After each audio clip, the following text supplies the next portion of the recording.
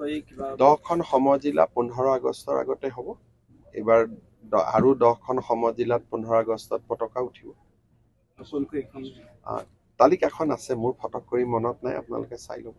আৰু কিবা নতুন কিবা পদক্ষেপ আৰু একেটা দিনটো আৰু পঞ্চায়তৰ ইলেকশ্যন গ'ল গতিকে যেহেতু 78খন সমজিলাৰ কথা এটা লাহে লাহে হৈ থাকিব এটা এটা কাৰণ একেলগে কৰিবৰ কাৰণেতো আমাৰ ইমান বিষয়া নাই গতিকে এটা এটাকৈ আমি কৰি গৈ আছো প্ৰত্যেক বছৰে 5খন 6খন 10খন এনেকে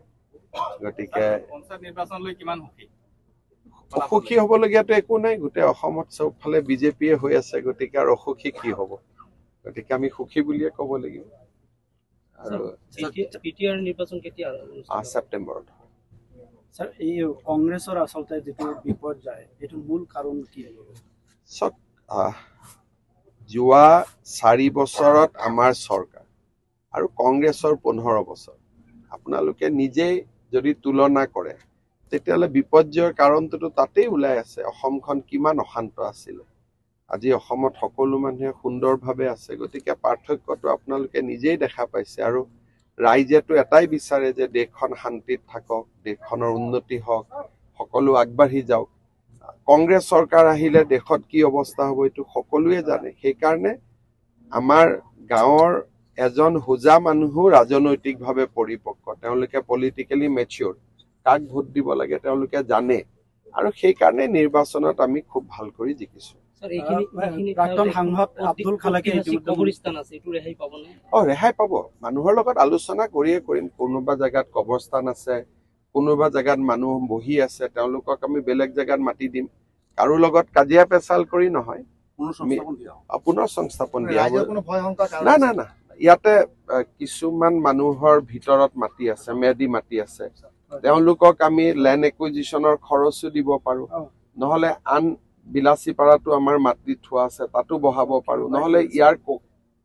কাখতো বহাব পাৰো গতিকে কোনো মানুহক অশান্তি কৰা নহয় আমি সুন্দৰভাৱে মানে ডিস্ট্ৰিক্ট মই কৈছো যে কাৰো ওপৰত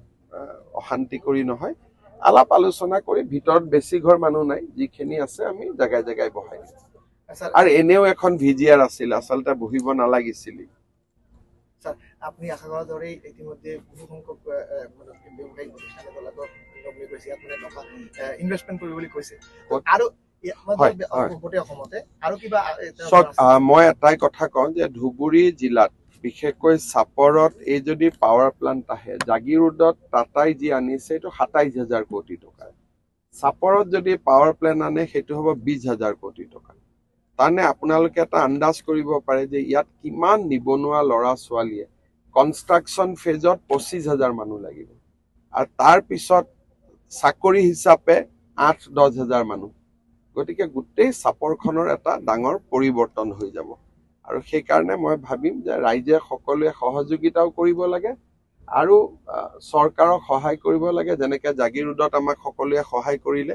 ইয়াতো সহায় কৰিব লাগে ধুনীয়াকৈ যাতে আমি আগবাঢ়িব পাৰো প্ৰাক্তন সাংসদ আব্দুল খালেক ডাঙৰীয়া যোৱাকালি মন্তব্য কৰিছে যে হিন্দু বেল্টক লৈ যদি ৰাজনীতি নকৰে তেনেহলে কংগ্ৰেছে মইতো কম যে হিন্দু নাপাব দুটা দিন পিছত মুছলমানো নাপাব এইবাৰ আমি 100% মুছলমান থকা 8টা জিলা পৰিষদ সিট জিকিছো 100 বুলি ক'লে ধৰক 90 বুলি ক'ব পাৰে 100 বুলিয়ে কৈছো তেনেকুৱা জিলা পৰিষদ আমি 8টা জিকিছো গতিকে না হিন্দু থাকিব না মুছলমান থাকিব না খ্ৰীষ্টিয়ান থাকিব কাৰণ সকলোৱে কাম বিচাৰে সকলোৱে জানে যে কংগ্ৰেছে বিধানসভাত ধমকি দি থাকে অৰুণোদয় বন্ধ কৰিব লাগে এটা কোনে বিচাৰে যে নিজৰ অৰুণোদয়টো বন্ধ হৈ যাওক কি হিন্দুও নিবিচাৰে মুছলমানেও নিবিচাৰে গতিকে এতিয়া যি দেখিছে হেতুটো জাস্ট আৰম্ভণি